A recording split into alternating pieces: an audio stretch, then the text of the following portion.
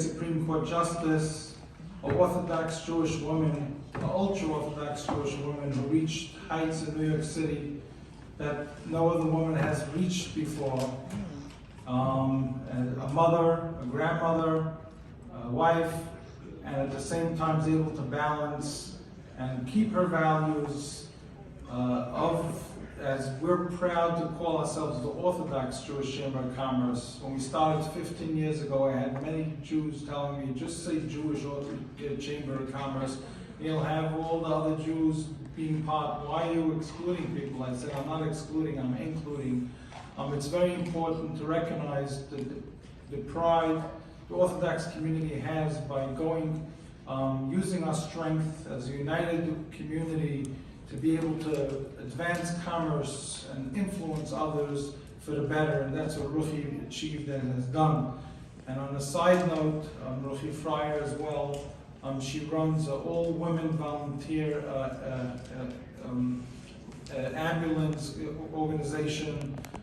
We're full women volunteers. They come with ambulances, you give them a call, tons of women under her, running, dropping everything day and night to help other people in need, in this, saving lives daily. So that's a whole women organization she runs, and I want to give a shout out for that.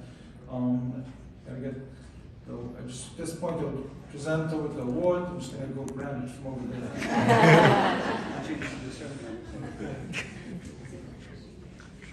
Say a few words for us. Can you all hear me? Yes. Can you see me? Yes. That's usually the harder question. I was once invited to speak at a synagogue, and they asked me to stand up on the step ladder that the bar mitzvah boys who can't reach stand. Okay, all kidding aside, first of all, thank you all for being here. And Duvi and Mark, thank you for the honor. It's really an honor for me to be here. I've never been to this building before. I've been to the New York City Bar Association down the block. I've been there, I haven't been here. And pleasure to be with all of you incredibly talented women. It is the week before Passover, and my house is totally chaotic. I wake up, I go to sleep every night at 2 o'clock in the morning because I'm cooking. I'm the mother of 6 children. I am from the Hasidic community. I have 3 boys and 3 girls, just like the Brady Bunch, but one husband. And they are all married, thank God. My oldest grandchild is 13 years old. We don't count grandchildren, but if you figure out how old I am by the time I'm finished, it's perfectly fine. So, yeah, they're all married. So aside from being a mother and a grandmother, which is my first priority, I also am an acting state Supreme Court Justice, and I am running for the position this August so that the acting will come out of the title. And I also am a volunteer paramedic. And I run the first all-women's volunteer EMS agency. We won our license to have an ambulance 2 years ago. So when I'm not on the bench, I'm driving the bus.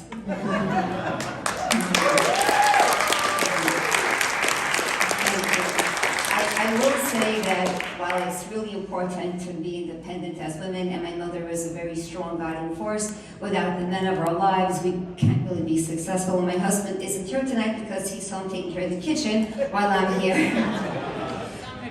But my journey really is just a journey of naysayers every step of the way. I am the grandchild of Holocaust survivors, and I was raised with incredibly confident parents who raised us to believe that we could accomplish anything. My grandfather, had he been alive, they would have been very, very proud. He survived the Siberian labor camp, and my grandmother survived Auschwitz.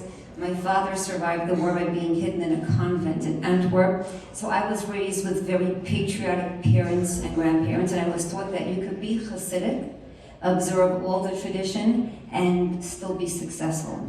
But many other people didn't believe that. They thought that it's mutually exclusive. Either you're a devoutly Hasidic, or you could become a professional. And my journey was a journey of proving just to myself, why can't I have both? I never thought I'd be invited to speak about my journey. I never thought it would be something that anybody would care about. But for me, what was so important is that we're all different, we're all unique, but we all have our values. And very often, people will tell us, oh, you have to compromise your values to be successful. And my journey is here just to prove to everybody that you can stick to your values, whatever they may be, without compromising them, and still be successful. So that was my journey, that was my story. Part of my story is a documentary film, 93 Queen, because when I started the ambulance service, I got publicity as being a radical feminist, and I had to explain that I'm not a radical feminist. And they said, oh, she's doing this ambulance service because it's all about women's rights. And I was doing it because of women's modesty. We can have our modesty, we can have our own ambulance service. And I said, it's not about women's rights. It happens to be that most of the time, women are right, especially when it comes to our health care. So we can do so much. Us women, we can become volunteer paramedics, we could become judges, we could become so much without ever compromising our values. To me, what was so important was to be a mother, to raise a large family, enough to have my grandchildren. And yeah, I think that if anybody has any questions, I'd love to answer questions, but the problem with me is that once I start speaking, I just can never stop because I have so many stories to share. But I want to share the spotlight with these other wonderful honorees, so I will say thank you, Libby, for inviting me. Thank you, Mark. And Mark already got to meet me in the first minute. I said, I'm sorry, I can't shake your hand. Come on over, Grandma.